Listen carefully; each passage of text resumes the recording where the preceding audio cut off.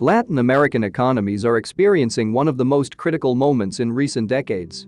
Almost all countries are suffering from exaggerated inflation, are seeing a slowdown in their economies, and the giants to whom we export natural resources such as China are decreasing their imports. And to make matters worse, the dollar has soared against all currencies in Latin America, making all imports more expensive. The Colombian peso, for example, 5 years ago $1 was equivalent to 2,800 Colombian pesos, but today, $1 is equivalent to almost 5,000 Colombian pesos, that is, almost double. In Chile the situation is the same. 5 years ago, $1 was equivalent to about 600 Chilean pesos.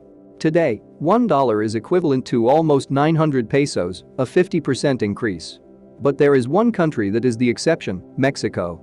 5 years ago, $1 was equivalent to 18.5 Mexican pesos, but today $1 is equivalent to around 19 Mexican pesos. In other words, even though the dollar has risen in value against other currencies, the Mexican peso remains strong and has even been stronger than the dollar this year. That brings us to the big question. How is it possible that Mexico is getting ahead in the middle of the economic crisis? In this video we are going to analyze why the Mexican peso remains strong against a dollar and why the Mexican economy is gaining despite the crisis.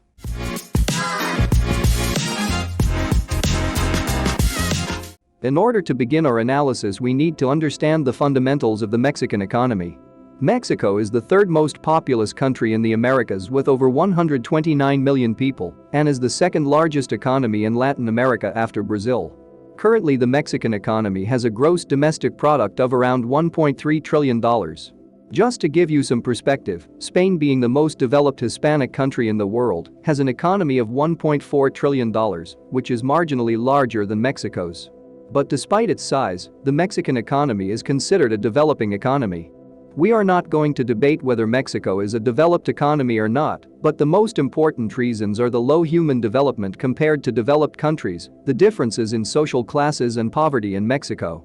There are two very serious problems that Mexico has, and they are corruption and violence. Corruption in Mexico has been a problem for centuries, and it is currently ranked 124th out of 180 countries in the list of the least corrupt countries. Corruption has a very strong impact on the Mexican economy, taking 4 to 5% of its entire gross domestic product. Violence is also a big problem thanks to the famous cartels and other organized crime organizations. Such violence costs Mexico 20% of its entire economy.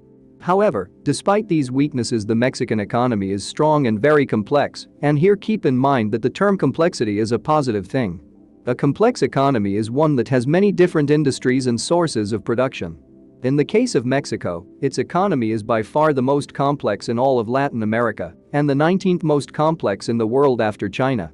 This gives Mexico a tremendous advantage because unlike many other Latin American countries, Mexico does not only export natural resources. In fact, if there is one thing Mexico exports more than any other country in North America, it is automobiles. That's right, the heart of America's automotive industry is in Mexico. But another large industrial segment that Mexico has is electronics. Mexico has the sixth largest electronics industry in the world and is the second largest exporter of electronics to the United States after China. Who is the country that imports the most Mexican products? That is the United States, and that brings us to the first explanation that explains how strong the Mexican economy is. It turns out that Mexico is the second largest exporter to the United States after China, and the largest exporter to Mexico is the United States. What's more, the Mexican economy is so dependent on the United States that more than 76% of all its exports go directly to the United States. With so many exports to the United States, Mexico receives an enormous amount of dollars each year. This flow of dollars into the Mexican economy causes the Mexican peso to rise in value against other currencies. Remember, every time Mexico receives dollars, these dollars are exchanged for Mexican pesos. As they are exchanged, the demand for Mexican pesos goes up, while the demand for dollars goes down. This causes the Mexican peso to rise in value or remain stable against a dollar. Since the dollar has risen in value against other currencies in the world, this gives Mexico a tremendous advantage. After the pandemic, the US realized that it cannot depend on China. And now that there is more tension between China and the US, thanks to the Taiwan issue, US businessmen have started to move more and more of their production to Mexico. Here in this chart you will see evidence of this trend. As you will see, slowly in the last few years investments in Mexico have gone up. Therefore this injects even more dollars into the Mexican economy, strengthening the Mexican currency.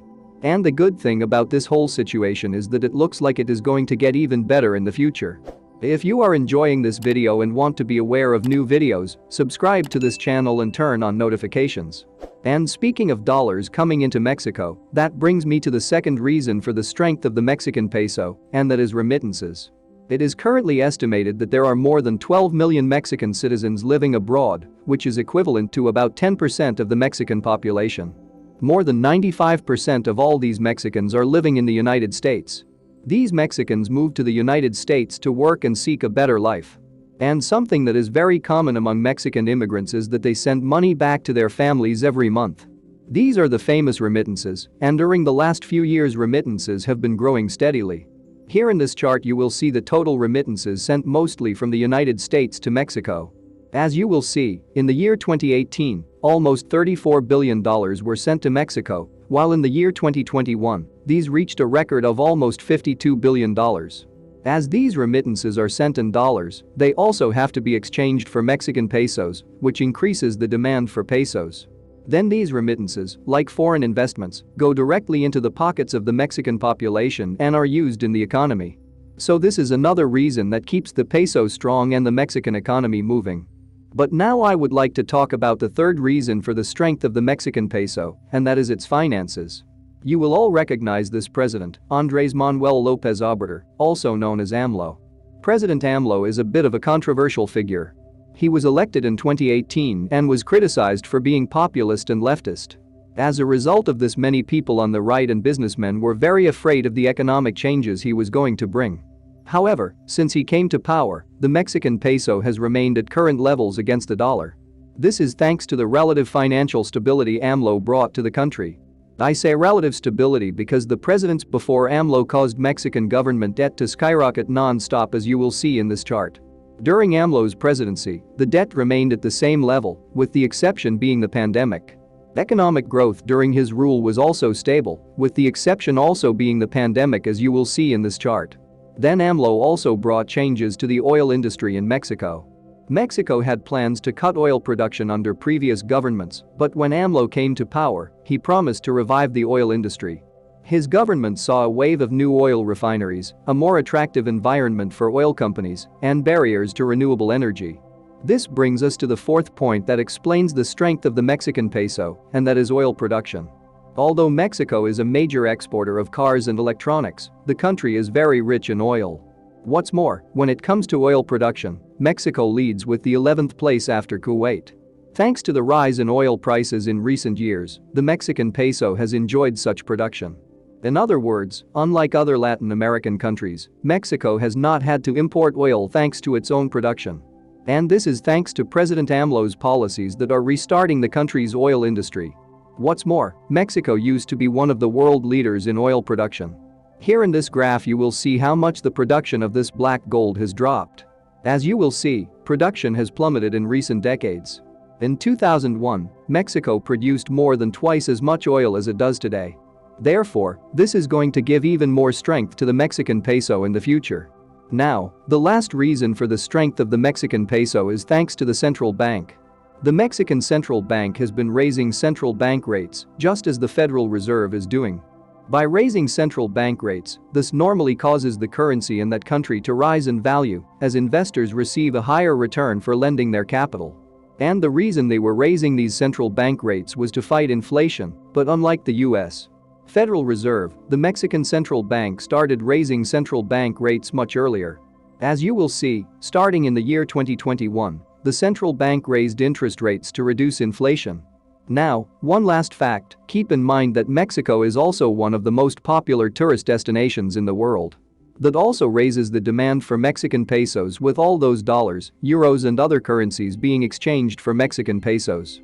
So, all these reasons explain why the Mexican peso has remained strong during this crisis, and also why the Mexican economy is growing in the midst of a global economic crisis. Thanks for watching The Money Street, and don't forget to click the subscribe button for more financial videos.